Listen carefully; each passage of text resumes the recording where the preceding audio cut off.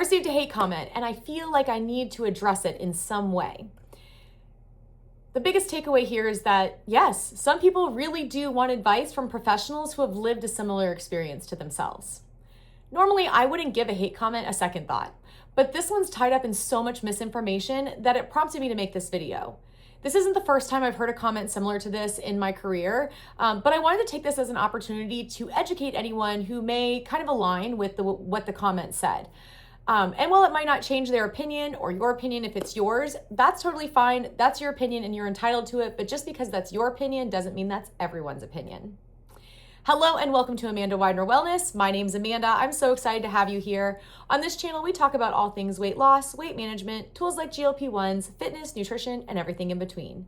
Today, I want to review a comment that I received here on YouTube and shed some insight onto my professional stance versus their biased one.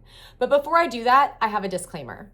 I am not a doctor or a healthcare provider. And while I am a personal trainer and group fitness instructor, I'm not your personal trainer or group fitness instructor. So please speak with your doctor and wellness team before making any changes to your diet, exercise, or medication regimen. Everything on this channel is based on my opinions and experiences. So the comment that I received reads, I really hope you don't expect to have followers. It's like having an obese dietitian, someone trying to promote wellness whilst potentially killing themselves. Yeah. This comment was posted on an irrelevant comment thread where I had posted on another GLP-1 channel's video about retatrutide. In summary, my comment was about the hope these medications give to those of us with the disease of obesity and my hopes for better access and affordability. So it was completely unrelated to what this person commented. And this comment was also made over 2 months ago. The only thing that I can imagine is that they saw something else that I had participated in on this channel, and I've been living rent-free in their head ever since, which is fine, you know? Also, if you happen to know where this comment thread was, please don't respond to them. Don't message this person about it. There's no need. Their opinion truly doesn't matter to me. I have thick skin. I wouldn't be on YouTube if I didn't, but the message they're trying to express is what prompted this video. So I'm not responding to them directly. I'm responding to the idea behind what they commented. So with that said, I want to say that during my fitness career, I have been average size, I've been plus size, and now throughout my years I've also been, now I'm on this journey, I've also been a little bit more lean and fit. Because just like anyone else, I'm a human being and life was lifing at times. So things were going on with me, but I'm still a human being and that was still my job. So I still had to keep doing it. And I can honestly tell you that my size has never prevented me from bringing in clients or participants. In fact, my group fitness classes were some of the most well-attended ones at my facility. And my trainings always did really well. So I'm sure there have been individuals along the way that have seen me and decided that I wasn't the instructor or trainer for them because of the size I was when I was in a plus size body or even an average body. There have also been others who have chosen me specifically for that reason. I understood where they were coming from.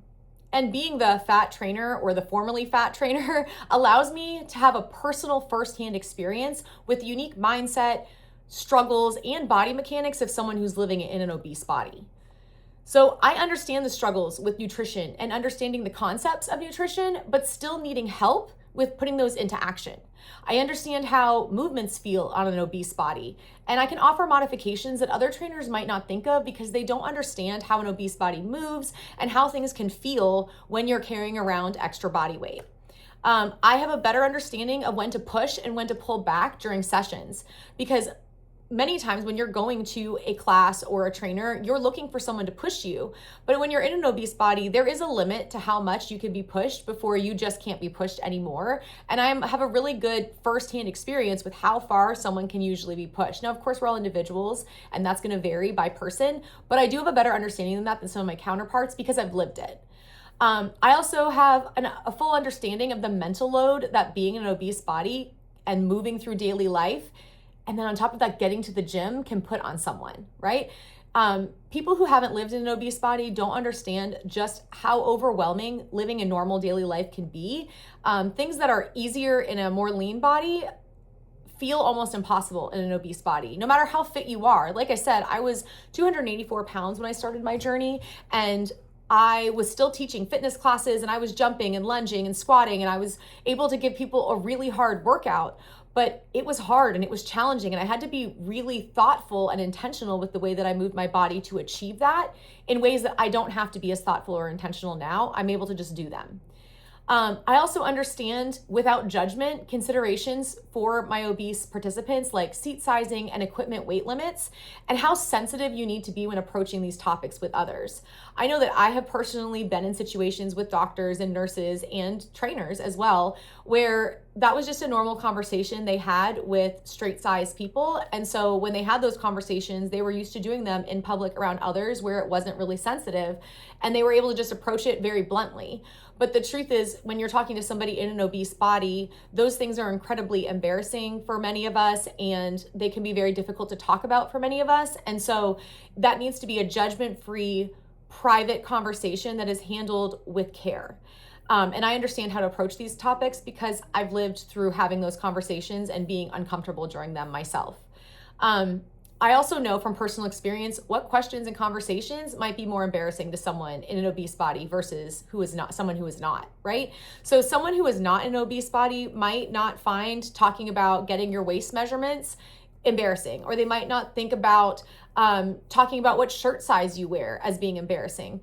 But to somebody who is in an obese body, that might be something that makes them very, very uncomfortable. Even conversations about what did you eat today? If you're not why are you so lightheaded? Well, I didn't eat enough. Well, what did you eat today? Having that conversation on the gym floor can be really, really embarrassing to someone who's in an obese body.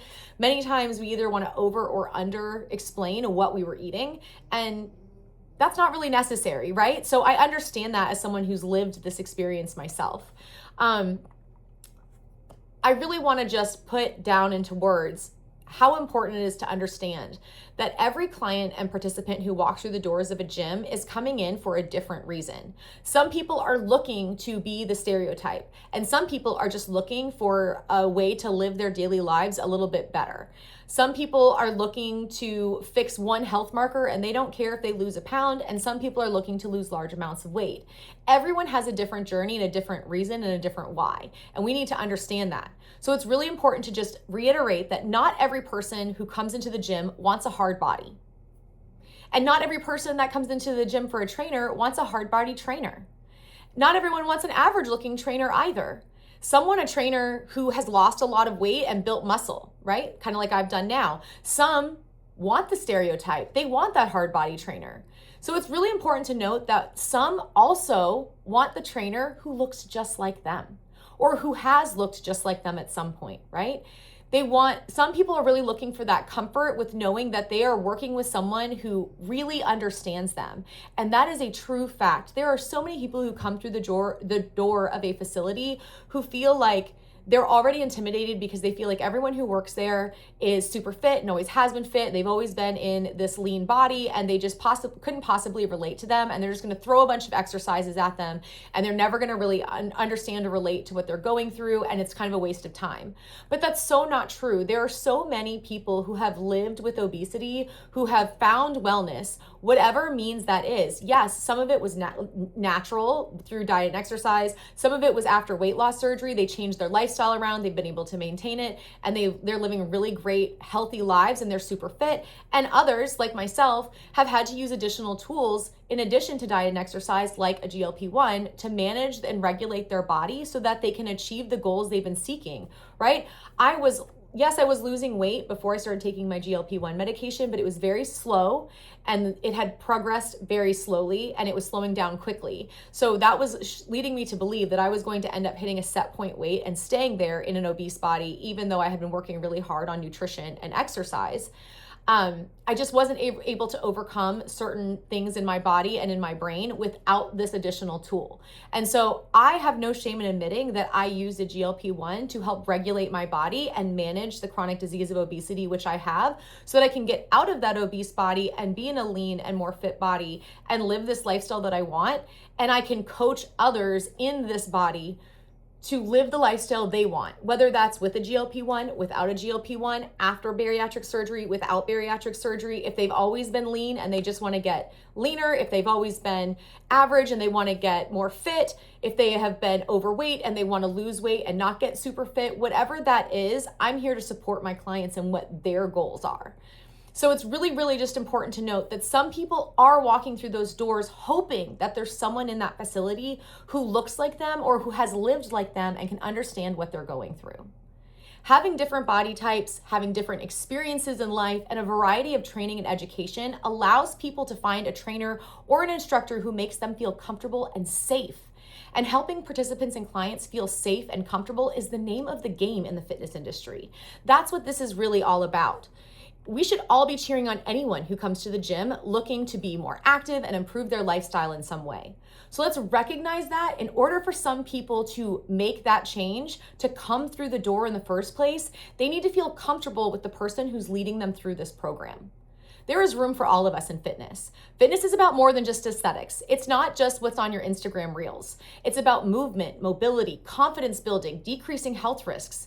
And I am really proud to say that I know that living in my own journey has helped to motivate and inspire dozens of others on their own journeys. I do this to help others. I love what I do because it helps others, to help them feel strong and empowered and capable and strive to be active and independent and mobile long into their lives for as long as possible is all I want when I'm working with clients. And that's why I love what I do. So that's all I really wanted to talk about.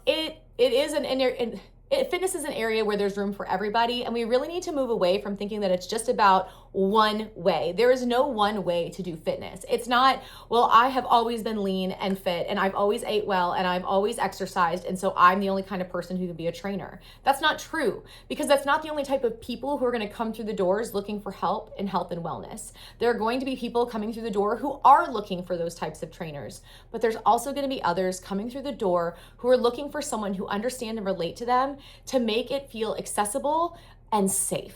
And that is what I'm striving to do every day when I do my job. So thank you so much for listening to my video. I hope that you found something helpful out of it. If you are looking for a trainer and you're not feeling safe or comfortable, reach out to me. I would love to help find somebody for you in your area. That's what this is all about, right? Fitness is for everybody. There's somebody out there to work with every single type of person. And it's not a one size fits all. So thank you so much. If you haven't already, I would love for you to like and subscribe to my channel, and I will catch you in the next video. Bye-bye.